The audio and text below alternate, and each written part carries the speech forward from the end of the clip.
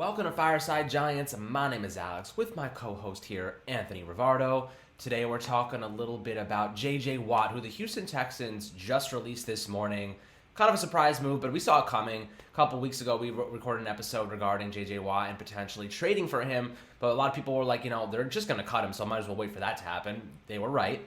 And here we are. As a potential option, the Giants could look at him if they decide, we want to move on from Dalvin Tomlinson. Let's reallocate that money, get ourselves a premier pass rusher in J.J. Watt, who might be toward the end of his career, but I think still has a little bit of juice left in the tank. This is just a big question right now. Should the Giants even consider pursuing J.J. Watt? We're going to break it down, talk about it, talk about his recent injuries, his statistics, what's been going on behind the scenes with the Houston Texans and why he might be a good fit for the Giants. But before we dive into J.J. Watt, and a little bit about Patrick Graham and an awesome quote he dropped this week. Anthony, my friend, how are you doing today? I'm doing okay. I guess I'm getting a little bit better with the head cold. Still feel kind of under the weather, but ready to power through and talk about some Giants football. Ready to talk about J.J. Watt. We discussed J.J. Watt, like last week when he requested to be released. And, if anyone listened to that one, they'll remember I wasn't really that welcoming of the idea of the Giants signing J.J. Watt. So my opinion hasn't really changed, but I'm ready to give a little more analysis to it and try to connect it to this Patrick Graham quote that was just released, which is a quote that I really love to hear. And I think all Giants fans are going to be really excited to hear this quote by Patrick Graham. Yeah, absolutely. And I want to leave that for after the J.J. Watt because, as we talk about J.J., kind of bring up some things that we might not want to talk about with a couple guys leaving this offseason and get a little bit more high note and up-tempo with the Patrick Graham quote, which is awesome. I just made me want to run through a brick wall. I posted on Twitter a couple hours ago, who would be interested in pursuing J.J. Watt. Got a lot of traction. 150 people commented, and there was a pretty 50-50 even split, yes and no. And the reason is a lot of people say, he's injury prone. He's had injury problems in the past.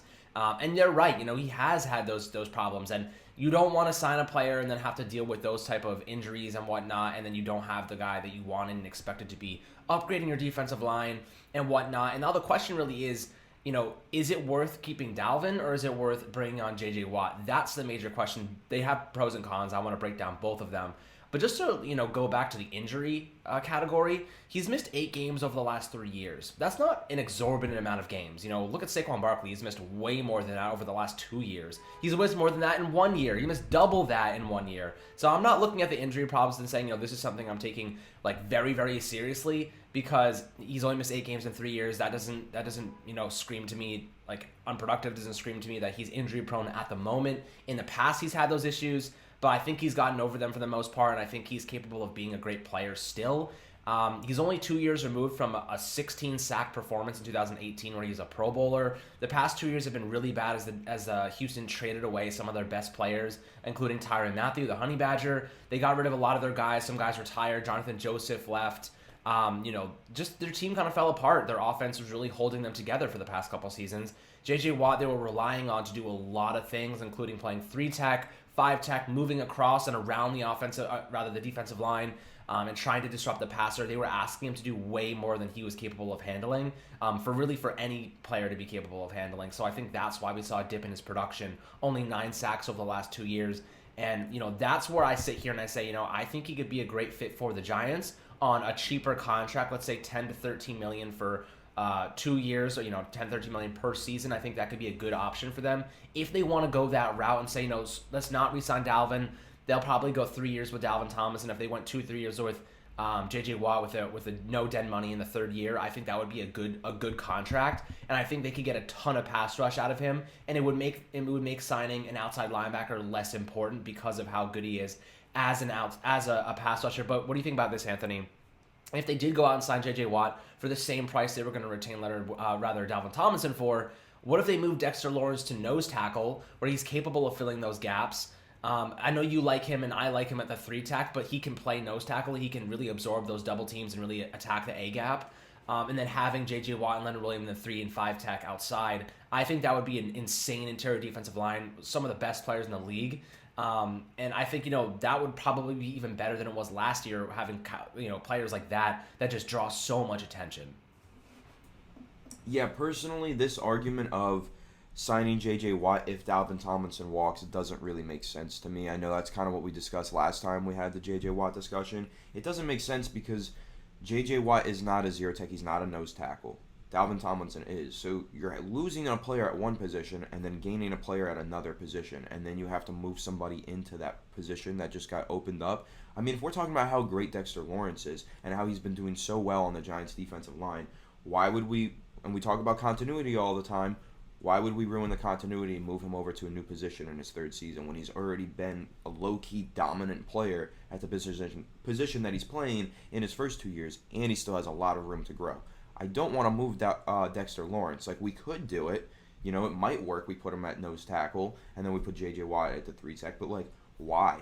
We don't have to do that, in my opinion. Like, that's not necessary. What's more realistic to me is if Leonard Williams walks in free agency, then you get J.J. Watt. So you replace Leonard Williams with J.J. Watt. And J.J. Watt still probably got, like, 3 solid years left in him before he calls it quits. That makes a lot more sense than replacing Dalvin Tomlinson with J.J. Watt. That one just doesn't make sense to me. It's 2 different positions. You know, this is a guy, J.J. Watt is a guy who was just playing on the edge. He was literally playing, like, the edge rusher position in Houston. And you want to move him all the way to zero tech, you cannot make him a nose tackle. And if you want to move him on the interior, he'll dominate. He is dominant on the interior at that 3 tech spot. But I don't want to shuffle along Dexter Lawrence and everybody else. And then I just think if you're going to re-sign Dalvin, you can look into getting creative with that other position and letting Leonard Williams walk and maybe signing J.J. Watt to go there. The other way around doesn't exactly make sense to me, but that's really just because I'm a big opponent of moving Dexter Lawrence's position. I don't want to change his position. I like him where he is. I think he plays that position really well, and I don't want to see him full-time be a zero tech or a nose tackle. I don't think that's in the best interest of Dexter Lawrence's career or in the best interest of the New York Giants defense. I actually 100% agree with that. I would love to just keep Dexter Lawrence where he is. He's developing so well in that 3 tech spot, and he's really getting so many sacks, so many pressures. He was double teamed the most out of any interior defensive lineman on the Giants this past year, one of the top in the league, in fact. So that just says how much attention he's drawing. He's a big guy. He has so much potential, and I would hate to ruin that for the Giants and their defense. So it's pretty exciting to think about what he really can do at the next level. I think he's going to keep progressing and getting better and better and better. And I think I actually like that argument pretty well. In terms of, you could let Leonard Williams go and replace him with J.J. Watt, because that's actually an interesting argument, and I'll tell you why. If you let Leonard Williams go, he's going to cost $20 million per season. So you can cut that down to about 13 if you sign J.J. Watt, and I think he probably has a little bit of a juice left in the tank. You know, of course, people will bring up the injuries. 8 games the last 3 years. It's not too worrisome to me. Leonard Williams has not been injured. He pretty much plays every single game, and he's really good at taking care of his body. And he has been productive. You know, this past season, 11.5 sacks, 62 pressures. You know, he ranked at the top of the league in both categories, or toward the top at least. And if you did let him walk, you are trading off that consistency, the continuity, and the fact that he has a year of experience in Patrick Graham's scheme. That's important, and he has that continuity with Dalvin Tomlinson and Dexter Lawrence. But if you go and get J.J. Watt, you save maybe $7 million. You can keep the dead cap kind of low because of his age. So it's actually a more beneficial contract, and you could roll over that $7 million into a wide receiver. So you could sign J.J. Watt, you could sign Dalvin Tomlinson, and you could sign a receiver, which is pretty attractive, because if you sign Dalvin Tomlinson and Leonard Williams, you might not be able to get a wide receiver. You might have to go all offense in the first 2 rounds of the draft. So that's an interesting scenario where I could see it working, is if you let Leonard Williams go, you sign J.J. Watt, keep Dalvin, and then use that extra money to roll it over into a wide receiver. Do you think that that's something that, you know, some people might bite on? I think that's the only way signing J.J. Watt makes sense. That's a scenario that I like, that I just laid out as well. You know, if Leonard goes, then you can get creative there. But, you know, if you're going to keep Leonard Williams, you can't just sign another 3 tech. There's only 2 3 techs that start in this game. You don't need 3. It's unnecessary, and you don't want to move positions, right? So, and then, of course, the really enticing part of it is the fact that you would be saving money with this. And then you can definitely reallocate that money over to the offensive side of the ball, which we know we need a lot of help on offense. We know we need to sign a wide receiver or something, some sort of playmaker on offense. The Giants desperately need one, because 17.5 points per game is not cutting it, and it never will. So, yeah, that would be great if we could save some money there and then reallocate over to the offense. But that's also, you know, it's a pipe dream, right? Because J.J. Watt's going to have a huge market. There's going to be a lot of teams calling him, wanting to sign him. I think the Chargers are a really good fit for him. There's a lot of other teams that are going to think he's a really good fit for him, you know? So Do we want to risk that? Do we want to, or is this just like just in case if Leonard Williams walks away? Is that like the backup plan? Because this is not a plan that you can just set out and create, because this has so many moving parts to it.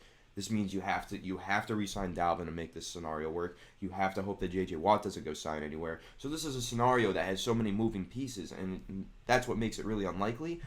But I'll say, if this scenario came true, I would be pretty excited about it. I think that, this is a good pathway towards, upgrading the defense and the offense at the same time. But doing both is seldom possible. So that's what makes a scenario so, impossible, right? But also say this, there's a really strong argument being made by Pro Football Focus right now.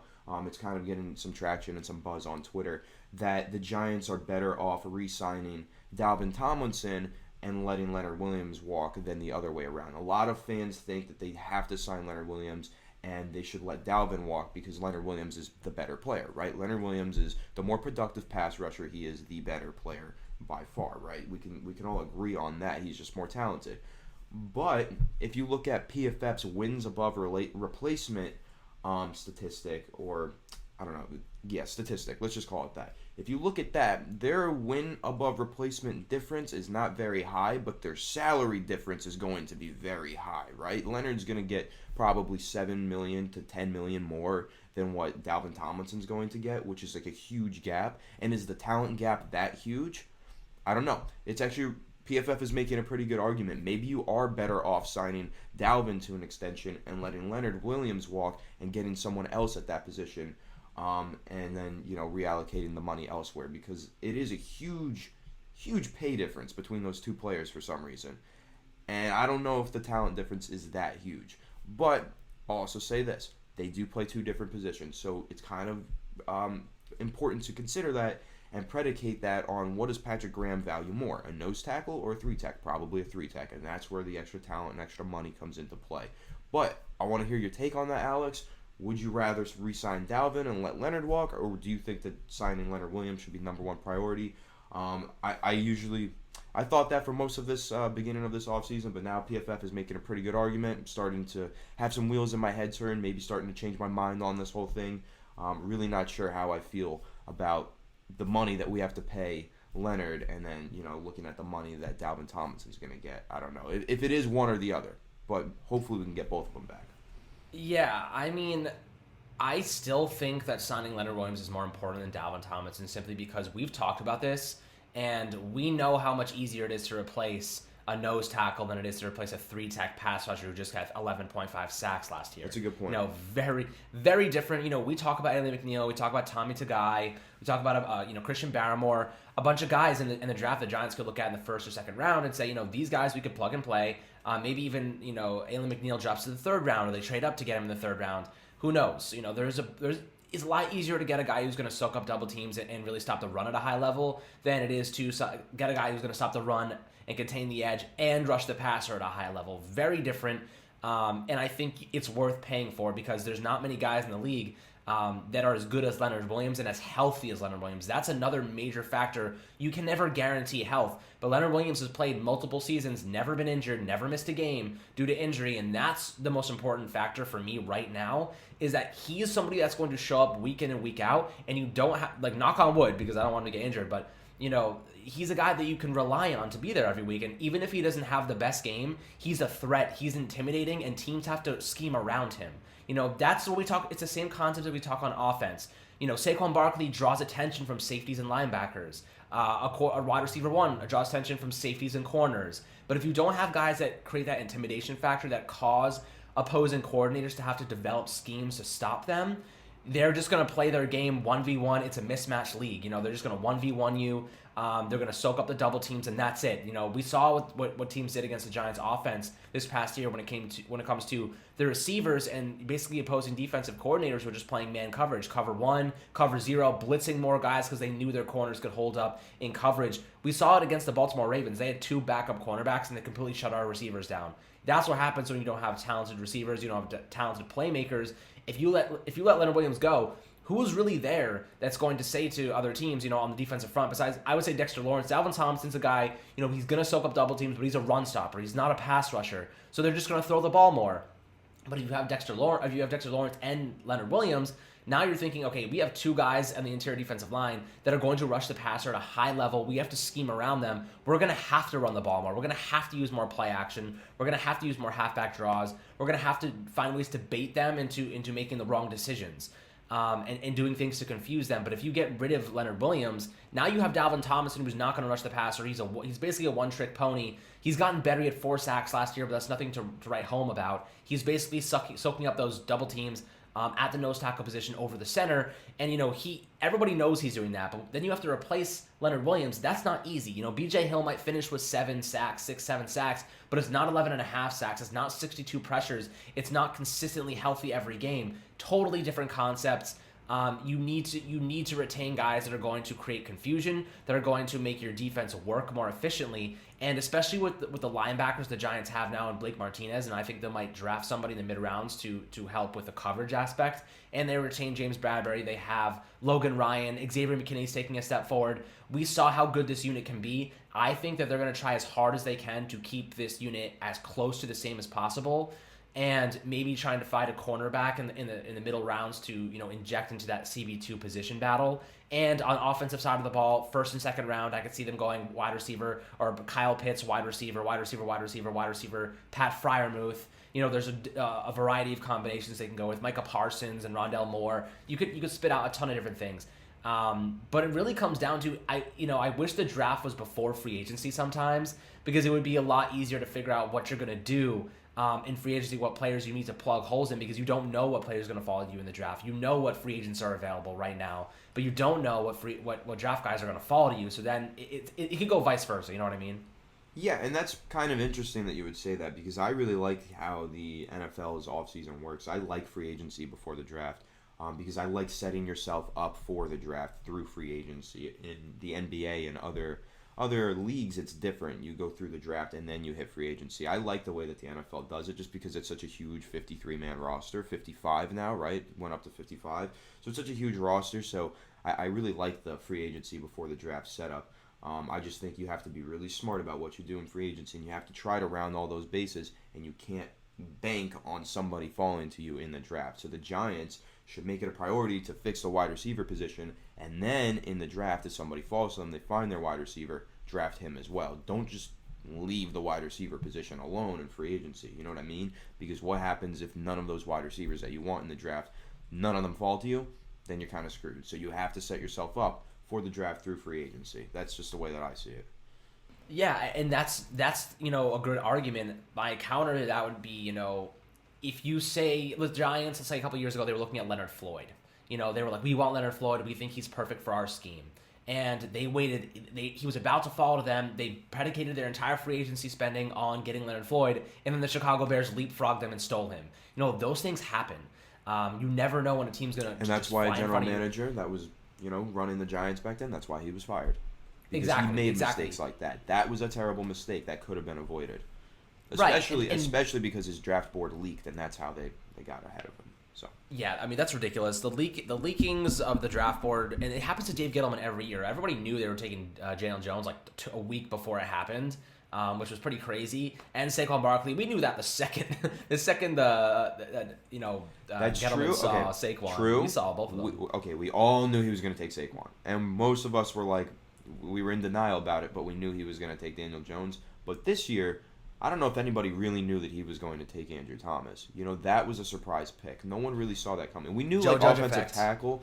That's what I was going to say. That's the Joe Judge effect. I think there's really a new culture in the building, so I'm not really worried about leaks or anything like that. But I'll say, if Dave Gettleman does an interview between now and then and somebody asks him a question about a player and he just absolutely loves the player, you can bank on him getting the player because he does that every single year. But nobody really asked him about Andrew Thomas, I don't remember him being specifically asked about Andrew Thomas or about really the offensive tackles. He said there's a lot of them that he likes, because everybody said that, because there was a lot to like in the offensive tackle class. So, I definitely think that the Joe Judge effect is real, and we can see a much tighter ship heading forward into this offseason.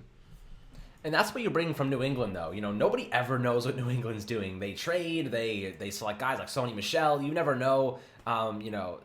That's kind of the secrecy that Bill Belichick implores, and I think that Judge has brought some of that over to the Giants, which is awesome, because I don't want to know our pick a week in advance. The fans should not know these things. That if the fans know what's happening, just imagine the leverage that other teams have over the Giants. I'll also say this. That's the problem. I'll also say this. We knew a week in advance, right? Because the Giants didn't have that many people picking ahead of them each year. A sixth pick. There's only 5 people going. There's only like 3 first-round quarterbacks. So, yeah, if the Giants want to draft Daniel Jones at 6, realistically, they can and will. So, that was one thing. Saquon Barkley in 2018, we had the second pick. The first pick is not going to be a freaking running back, right? So, of course, we're going to take him with the second pick. Like, that's kind of the thing. The fourth pick even, we just talked about that. But now with the 11th pick, it's going to be way harder for us to say we know who the Giants are taking because, there's 10 picks before us now. There's 10 players. So, yeah, the Giants might have a short list of 3 players that they really want to fall to 11, and then none of them fall. So, I don't think we'll actually know this year. I don't think it's possible to know. But I'll say, if that draft board leaks again, someone will jump up to 10th overall and take the player that we want or whatever, and that would really, really suck. But, I guess at the end of the day, all Giants fans are hoping and praying that one of those top wide receiver prospects fall to 11, aren't we? Yeah, I mean, it kind of screws us, though, when our draft board leaks because let's say you have the second overall pick. Everybody knew we were taking Saquon. If they don't know that, for all intents and purposes, they might think we're taking a quarterback, and that is what drives up the value of that draft spot because if everybody knows we're taking Saquon, that guy in the number 3 and number 4 spot is like, oh, I don't have to worry about the Giants. They're not taking a quarterback, but since they knew we were taking Saquon, they probably didn't even have to call and ask to trade up. You know what I mean? Like, that's the argument against. Here's actually a really interesting, point that you make that you inadvertently made, right? Because the Jets, when they traded up to number 3 in 2018, they called number 3, the Colts, and said, we want to trade up here. They knew who they were drafting. It was Sam Darnold. They never even called the Giants because they knew what the Giants were doing. They knew the Giants were taking Saquon, and they weren't going to look back. They knew that the Giants were not going to take Sam Darnold. So all they had to do was jump to number 3. Now, the Broncos knew that's what the Jets were trying to do. So the Broncos back at 5, right? Yeah, they had the 5th pick. They called the Giants. They offered the Giants an extra first-round pick and this and that just to get there and get Sam Darnold. The Giants refused and took Saquon Barkley instead. We can have a really long debate about whether or not that was a smart decision. That is the dumbest thing I've ever heard. That is the dumbest thing I've ever heard. That is what happened. The Jets That is a fireable offense. That is a fireable offense. Yes, we all agree. I agree on that. But that was the report that the Giants never received the call from the Jets because they already knew that they didn't have to worry about Sam Darnold being taken with the second overall pick. And that is a huge problem that the Giants, everyone knows who the Giants are picking there. That was a huge problem. But saying all that to say, doesn't feel like we have that anymore. Feels like Joe Judge corrected that error, which thank God. Thank God this has been fixed, at least seemingly has been fixed after 1 year. I hope to see and continue to see this remain this way, and I don't want to see any more leaked draft boards or any more, falling in love with prospects months in advance before the draft, so that the whole league knows exactly what we're doing. But I don't think that we will, because in Joe Judge we trust. Me, the number 1 leader of the Joe Judge fan club, declares it.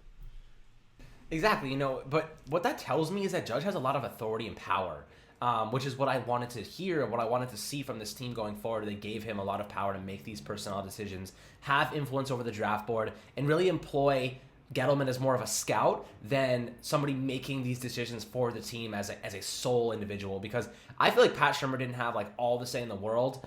I think that he actually liked Daniel Jones a lot, Pat Shurmur, which it really confuses me, man. Like, if they gave Pat Shurmur 1 more year, they let him draft his quarterback, and then they fired him, and they were like, oh, now we're stuck with the quarterback that we just drafted 6th overall. This whole last couple of years just screams blunder, blunder, blunder, blunder. And now I feel like Joe Judge is kind of turning things around. The culture is a lot better. The coaching staff is a lot better, more refined, more individualistic, and really helping these individual units improve. So I think that we are going to see an improvement in 2021 because of that. And it starts with free agency. Like Anthony said, we need to go get a wide receiver. We cannot rely on a top receiver dropping to us in the first round. That is a risk, a massive risk, to wait for a guy to drop 2 in the draft. That is why I made the argument like, I wish the draft was before free agency, because if you're relying on someone to drop to you, a lot of times it's not going to happen. A lot of times you're going to get screwed in the draft. People leapfrog you. Teams get greedy. Things happen in the draft that you can't explain. And that's why I would love to see the draft before free agency in a theoretical scenario, but obviously that's not the case. So with free agency, you have to stay safe. You have to go get a wide receiver. Play it safe. Do not rely on the draft to give you what you're looking for, because that's the problem with the draft. And with that being said, Joe Judge and Gettleman and Joe Judge and Patrick Graham have been going to the Senior Bowl. They've been going, and like Judge is very much in the process. He's actually doing the scouting this year, which is amazing to see. Like, he's really involved and really taking a leadership role in that area, which I love, because he loves scouting. That was his first job. That was how he got into coaching. So it's really amazing to see that he's taking that role as a head coach and doing what needs to be done. And with that being said, free agency should be, I think, Gettleman should be focusing on free agency. They did a phenomenal job last year in free agency with Bradbury, Blake Martinez. They got Graham Gano. They got a bunch of really good guys, and I think that was a huge thing. But play it safe, get a wide receiver in free agency, and then have plan A, B, and C in the draft in the first and second round. They have to have multiple plans to fill gaps, best player available, whatever it might be. They need to be careful with how they utilize the free agency to then compound their success into the draft. If they do it like they did last year, we're going to be looking at a team that can get to 10 wins. You know what I mean? Like, if we can replicate the success we had this last offseason, I think we can get to 10, 11 wins. Because in reality, rule out the Saquon injury and Xavier McKinney injury, this team was a playoff team. That is a playoff team if you take back those injuries. So I think if they can stay healthy, things go the way that they expect them to, they have another successful offseason, we're going to be looking at a much improved team. And that leads me over to the Patrick Graham side of this video. And we all love Patrick Graham. We know what he did for this defense. He took them from a mid-20s ranked defense to a top 10 defense in points allowed per game. The guy was an absolute godsend from the football gods.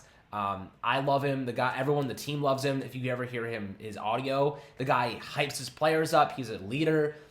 He's a mentor. He helps these young guys. He keeps the culture good and positive. But he also is a hard ass. He makes guys feel accountable for their actions. He disciplines players. He wants them to be the best, and he coaches them in that fashion. So his quote essentially was, I'll read it to you right now. Let me find it. His quote was, "This is my dream job, being the defensive coordinator of the New York Giants," right? And, as we know, a couple weeks ago, he was looking for a head coaching job, or at least teams were looking at him to fill a vacancy. And he decided, you know what? I'm not going to do that. It's not worth it at this time. The Giants even extended him on another contract. That's how much they love him. That's how much they think he's a part of this future of this team. They were like, we're not letting you leave. We're going to extend you. We're going to pay you more. And we want you to be the defensive coordinator for the Giants and the head coach's assistant. So he's not just the DC. He's also the assistant to the head coach, which makes him even more valuable and has a bigger say and greater say in the personnel decisions that goes on, probably on both sides of the ball. So that is amazing to me. I think the Giants really do have the right people in place to make this team a great for the long term. It's just a matter of Gettleman not forcing anyone's hand and really getting overzealous with a couple players and falling in love with prospects that just don't deserve that kind of love. We've seen it in the past, and I hope that Joe Judge has more of an influence and really steers him away from the falling in love with guys like Saquon and whatnot, players that get injured, or positions that don't have that extraordinary value that you would hope that they do. Yeah, I agree, and I want to touch on the Patrick Graham quote. I love that quote. I love Patrick Graham. I'm a huge Patrick Graham fan, and I do recall saying months ago that I thought the assistant head coach tag, like the name place that he had as the assistant head coach, was going to be huge for the Giants in terms of keeping him, and I think that does play a really large role. Especially, he got the extension, so he's going to continue to be the assistant head coach. He's going to continue to be the defensive coordinator. And if you recall, early on in his career, he was the defensive line coach with the New York Giants. He loves this organization. He came back because he knew it, he was familiar with it, and he wanted to be here working with Joe Judge and working with the New York Giants. So if this is his dream job, then he should stay at this job forever, for as long as possible, until he wants to retire, right? I hope that he never leaves the Giants. I hope that he never leaves the defensive coordinator position for the Giants, because he was, what he did in 2020 was incredible. He got the most out of every single player. He got the most out of guys like Isaac Yiadom, Ryan Lewis, but then also the studs like James Bradbury, Blake Martinez. I mean, that was arguably the best season of his career. Definitely the best season of James Bradbury's career. Definitely the best season of Leonard Williams' career. You could make an argument that it was one of Logan Ryan's best seasons. We saw tremendous growth in a 4-week span from Xavier McKinney. Best season of Jabril Peppers' career. We saw growth from every single position group. Probably the best season of Dalvin Tomlinson's career too. And Dexter Lawrence. And Tay Crowder was Mr. Irrelevant and looked very relevant on the Giants defense, right? The things that Patrick Graham did were just incredible. I'm so happy that he's happy to be here, and I'm so happy to have him, man. And like I said, I hope that he's here for as long as possible. I know that he's going to continue to kill it, and teams are going to continue to look at him for a potential head coaching job or head coach vacancy. And I just hope that he continues to refuse, because this is his dream job, and he wants to continue to work at his dream job. That is what I hope for. Yeah, I mean, I don't think he's going anywhere anytime soon. I'm pretty sure they signed him to another 2-year deal extension. So he's here for the long term. I don't think they're going to let him leave that easily. Teams will inquire. Teams will ask to interview him. The Giants could easily just say no. They can just say no. It's that simple. So they could, but that just wouldn't happen because that's not a thing in the NFL. Like if you they'll let him interview. If you have the chance to be elevated to another higher position, especially a head coaching position, teams are not going to deny their employee the chance to interview for a position like that to get a multi-million-dollar raise. But yeah, they could say no, but they won't. But also, I just don't think that Patrick Graham feels that incentivized to leave in the first place. I think that he really wants to stay with the Giants, and I think that he will. I think they're paying him like a head coach, though. I think they're really paying him. Yeah, they have. We don't know the actual contract that he has. I've never been able to find the numbers on that. Maybe I haven't looked hard enough, but I've never seen the numbers in terms of what he gets paid. And I just have a feeling, since he's assistant head coach and he just got an extension and a raise, he's probably making pretty comparable money to Joe Judge. He's probably making near head coach money. I don't think that the Giants are one of the most highest valued sports teams in the entire world. They're in the top they can 5 afford or 10. it. Right, so they've got the money to pay the defensive coordinator a little extra if they feel like they absolutely need to. And you know what? Maybe they really do need to. I think that they do. So I'm really happy that if he is getting paid extra money, I'm happy about that, because it might just keep him from leaving and going somewhere else to get more money. Yeah, and what it really tells me is something special, because the fact that Patrick Graham wants to stay in New York and stay with the Giants so badly that he's willing to make a quote like that and accept extension and pretty much say, this is my dream job. I'm here. I love this team. I love what I'm doing here. It tells me a lot of different things. One of them being he loves the players on the roster. He loves the group of players that he's put together. Logan Ryan, they extended him so fast you couldn't even take a second look. That's kind of what you want to see. He obviously has the guys that he wants on the roster, and they're only going to help him and benefit him as we move forward. That's what makes it so special, that he really loves this team. He sees the vision, and he trusts Joe Judge. He really trusts Joe Judge to get it done. He must have so much faith in Judge to get things done in the near future, especially with the team the way it's progressed in just one season. I think that we're going to see something special here, guys. I really do. I think that this team is going to consistently grow and develop as the years go by. This cap situation really screwed us. I think we would have been in a really good spot in free agency if this cap situation, COVID didn't affect everything. We would be able to get Leonard Williams, Dalvin, and maybe a wide receiver. We would have to keep everybody, but now this is just a little setback. But this isn't just us. This is the whole NFL. Everybody is dealing with this. Everybody is going to get worse. I'm happy you make that point, because I don't. As much as it sucks that we have this cap situation for the Giants specifically, you can't just give the Giants a pass. I'm not saying that that's what you're doing, but some fans definitely are. No excuses, man. Every team is dealing with the same issue this year with the salary cap shrinking, so there is no excuse. The Giants should be able to get their jobs done just as well as every other team. And it comes down to their money, people. It comes down to their money, people. How good is Kevin? This is where Kevin Abrams makes his money. You know what I mean? This is where Kevin Abrams really shows what he can do to manipulate the cap, get underneath of it, get the players they need, backload contracts, signing bonuses, extending players already on the roster, lower dead cap. This is where he makes his money. This is why he is hired to do this job. If he can do a good job, we will see the Giants take a step forward and not stagnate because of the COVID cap. This is the reality of the situation. We see the Saints, what they're doing. They have freaking geniuses over there opening up $24 million in Drew Brees' contract. Where the hell is the money coming from? I have no idea. But this is why guys are paid to manipulate the cap and really manage the money. Kevin Abrams, this is your chance to shine, man. This is your chance to tell us, we will give you the respect and the attention that you deserve if you manage to figure this out for us and really get it done. So I'm excited to see where this team goes. Patrick Graham's here to stay. His quotes really got me hyped up and really made me think that this team is going somewhere special and that the momentum is not just a mirage. It is serious. Joe Judge is the real deal. As long as he can, contain Dave Gettleman from doing any crazy things and drafting running backs and whatever and doing whatever he feels is necessary to destroy this team in 2 years. But I think Joe Judge has him on a leash. I think ownership has him on a leash.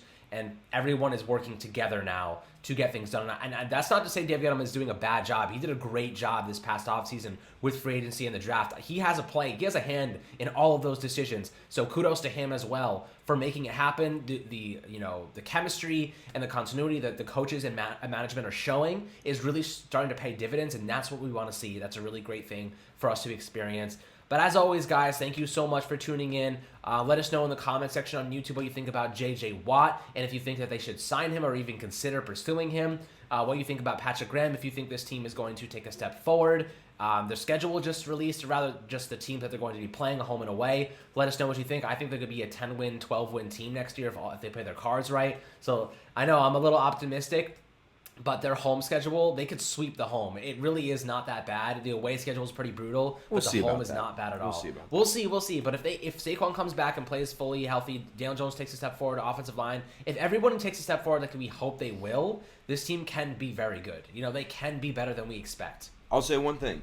When I look at the opponents that we're playing, only one thing stands out to me personally right now. They will be playing in Tampa next year. I cannot wait. Fans, meet up with me because I absolutely will be there. It's only 2 hours from my school and only 3 hours from home, depending on where I am at the time. I will be at that game, so I will meet some fans. And Alex, you should consider flying down and go into the game with me. I might do that. I might come down to Tampa. My grandpa lives down in West Palm Beach, so I don't know how far away that is. 3 hours. But I might just go to Tampa. Screw it. My grandpa can wait another time. Giants over grandpa. You know how it is, guys. Of course.